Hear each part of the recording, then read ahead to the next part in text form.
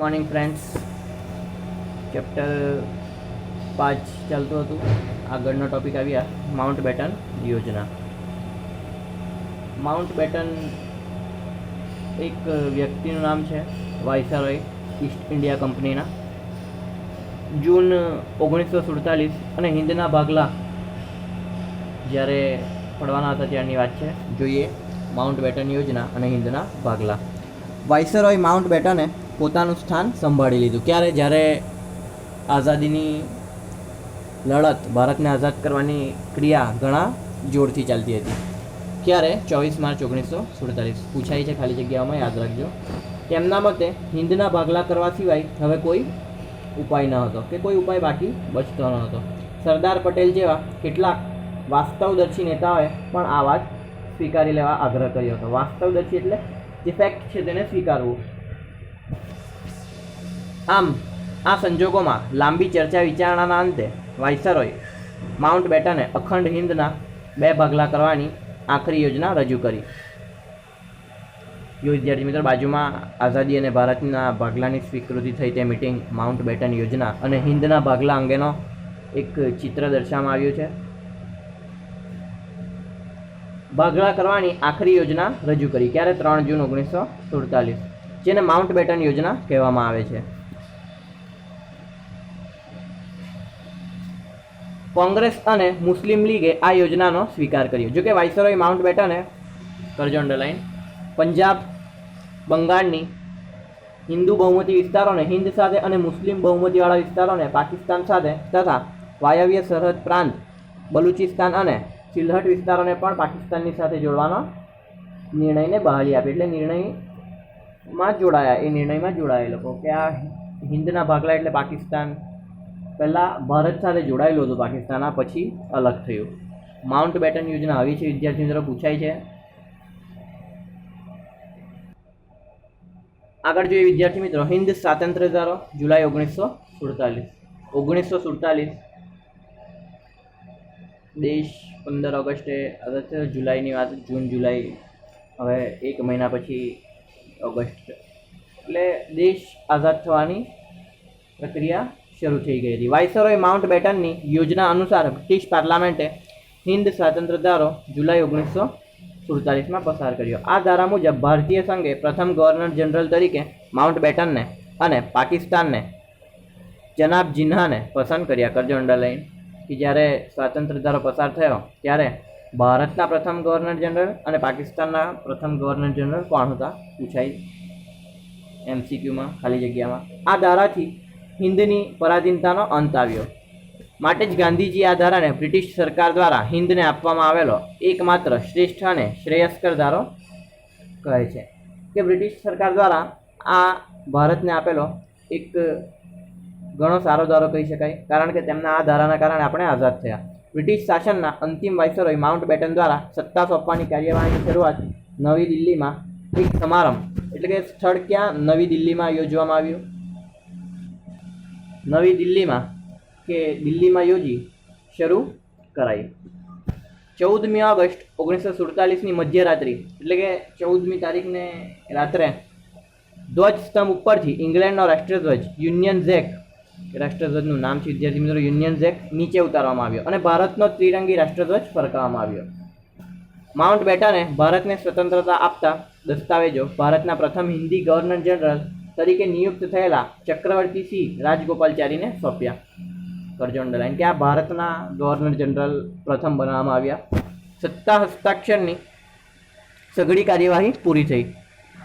કે જે કંઈ કાગળ કામ હતું, હસ્તાંતરણ હતું સત્તાનું, તે બધું પૂર્ણ થયું. સમગ્ર વાતાવરણમાં આનંદની લહેરોથી ગુંજી ઉઠ્યું. 15મી ઓગસ્ટ 1947નું સુંદર પ્રભાત ઉગ્યું. કરજો અંડરલાઇન. સમગ્ર ભારત દેશની જનતાને આનંદ અને ઉલ્લાસથી પ્રથમ સ્વાતંત્ર્ય દિનની ઉજવણી કરી. ઠેર ઠેર તોરણો બંધાયા, શાળાઓમાં મીઠાઈની વહેંચણી થઈ, જેમ આપણે આજે પણ ઉજવીએ છીએ. અનેકોએ પ્રતિજ્ઞા પૂરી થવાની રાહત અનુભવી. પણ મહાત્મા ગાંધીજી હિન્દ વિભાજનની વેદનાથી દુઃખી હોય તેઓ ઊંડા શોક અને ચિંતનમાં ડૂબેલા હતા. કે આઝાદી તો મળી ગઈ હતી, પરંતુ હિન્દના વિભાજન એટલે આપણા હિન્દુસ્તાનમાં બધા જે રાજ્યો હતા તેઓ બધા જુદા હતા. જોઈએ આગળ. આગળ જોઈએ વિદ્યાર્થી મિત્રો, સ્વતંત્ર બનેલ ભારત અને તેની સમક્ષની તત્કાલીન સમસ્યાઓ. માઉન્ટ બેટન યોજના અને હિન્દ સ્વતંત્ર ધારો એટલે કે ઇન્ડિયન ઇન્ડિપેન્ડન્સ એક્ટ 1947ના પરિણામે હિન્દુસ્તાનની વિભાજિત સ્વતંત્રતા ભારત અને પાકિસ્તાન એ બે દેશોના સ્વરૂપમાં જોવા મળી કે ભારત અને પાકિસ્તાન બંને અલગ થઈ ગયા.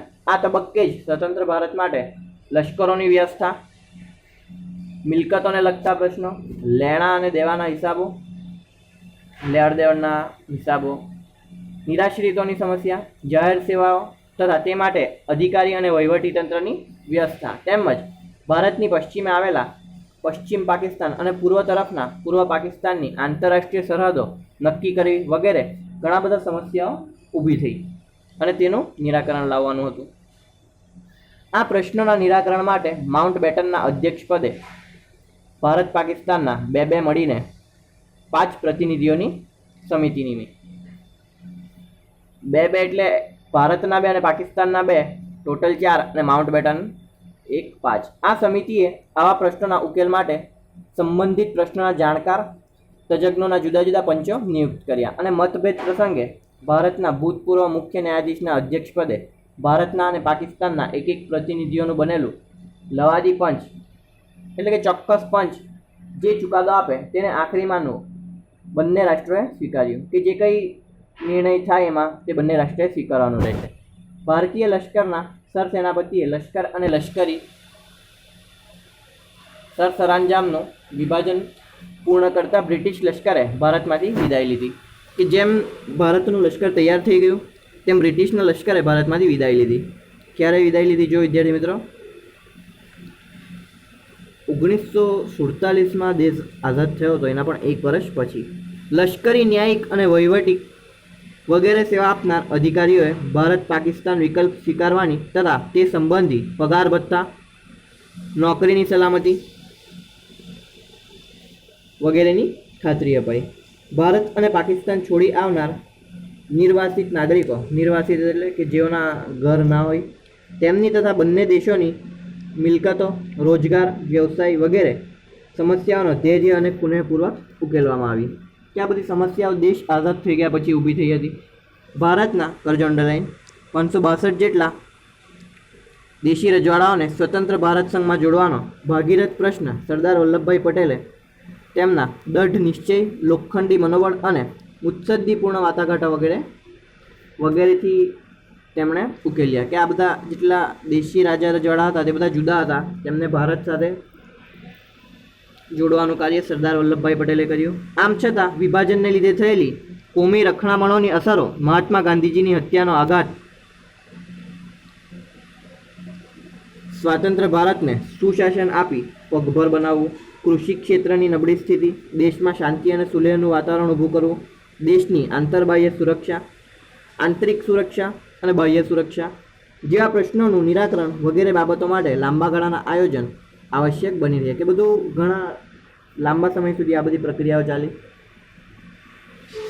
તો જોઈએ આ ચેપ્ટરમાં જોઈએ આપણે વિદ્યાર્થીઓ કઈ રીતે દેશ આઝાદ થયો, કઈ રીતે બધી પ્રક્રિયાઓ થઈ, કઈ રીતે હડતાલો કરવામાં આવી, કઈ રીતે માઉન્ટ બેટન યોજના કરવામાં આવી, અંતે બધી કાર્યવાહી કરીને આપણો દેશ કઈ રીતે આઝાદ થયો, આઝાદ થયા પછી પણ કઈ કઈ સમસ્યાઓ આવી. તો આ બધું યાદ રાખવાનું અને સ્વાધ્યાય કરવાનું રહેશે વિદ્યાર્થી મિત્રો તમારે. રાખીએ એટલે સુધી. નેક્સ્ટ લેક્ચરમાં બીજું ચેપ્ટર લઈશું. Thank you.